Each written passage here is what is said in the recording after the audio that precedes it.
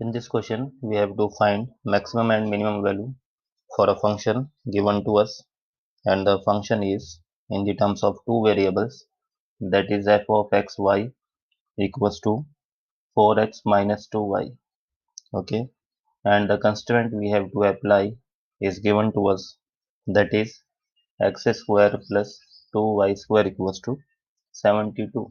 Okay, now we have to apply here the Lagrange multiplier theorem to calculate both of these. So first of all, I have to take this as another function, that is g of xy, and first of all we have to write it by taking 72 in the left side. So should be x square plus 2y square minus 72 equals to 0. Now here I have to find gradients. So first of all I am finding the gradients for both the functions.